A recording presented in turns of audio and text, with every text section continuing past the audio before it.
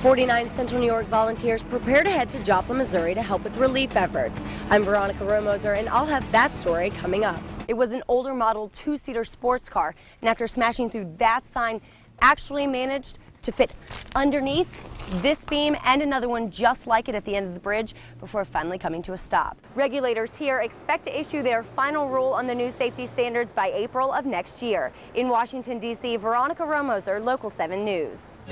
Coming up, SU football players battled it out on a different field and taken some basic training. I'm Veronica Romoser, and I'll have that story.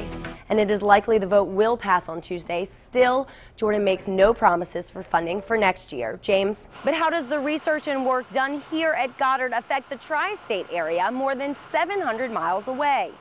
Julie says the answer is as simple as turning on your television. James, that's what they're looking into tonight. She was headed northbound when she came to the southern end of the canal bridge. It was then that the car hit a metal beam that was welded to the bridge to block traffic. One of the neighbors had heard some scraping noises, and they just thought it might have been a boat going underneath the bridge and maybe scraping the bridge. The bridge has been closed since late November, with clear warnings. There's signs posted down the road stating that the bridge are out. There's 3 signs located at the bridge location. But police say the driver and the passenger were distracted and didn't see the signs. It was an older model two-seater sports car, and after smashing through that sign, actually managed to fit underneath this beam and another one just like it at the end of the bridge before finally coming to a stop. Police say a young boy who lived just down the road noticed the vehicle a couple of hours later. It's very fortunate it was a nice day and someone was out taking a walk. Otherwise, they may not have been noticed or located for a while.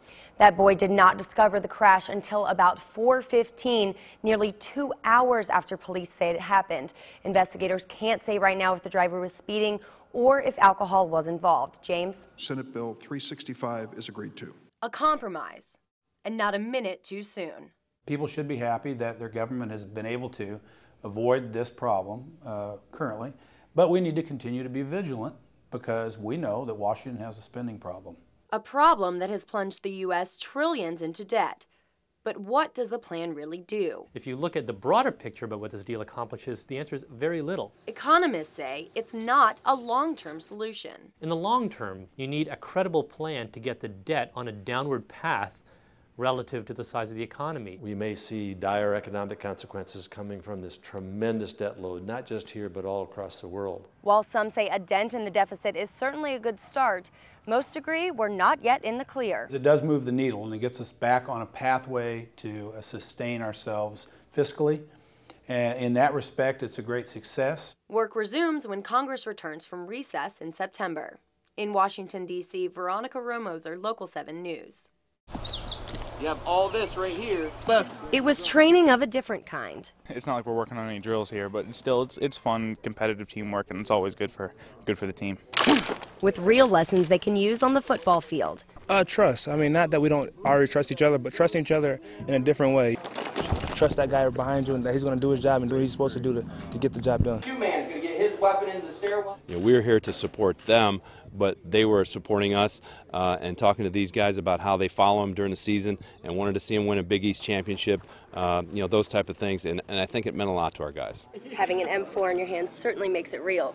But while it's just a simulation, this ain't no video game. And there were even a few casualties. Actually, I got a little cut from the gun, and so it's very physical. But worth it in the end. I've always had respect for men of the U.S. Army, but I think now it's just a lot more respect because I know how much more difficult it is to actually do what they do. For two teams that really aren't that different. We all count on everyone to our left and to our right. Same ideals. Again, just different locations, different uniforms, but we're really the same people. Coming together to honor all who serve. At Fort Drum, Veronica Romoser, News Channel 9. For this 96-year-old World War II veteran who's seen so much, Neil Campbell is still experiencing first. Today was his first watch fire. The guys that gave so much, and we shouldn't forget them.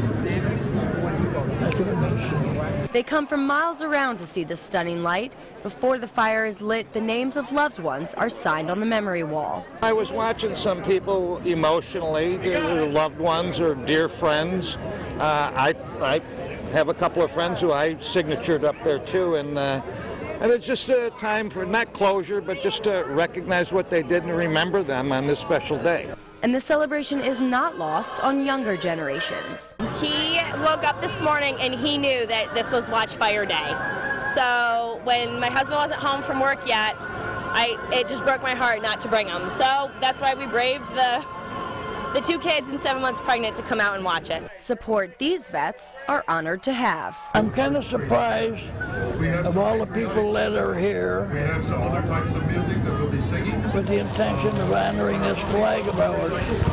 Very impressive. It's more than just the flags burning in this watch fire tonight. It's the memories of all of those who sacrificed so much and who we all honor this Memorial Day. At the State Fairgrounds, Veronica Romoser, News Channel 9.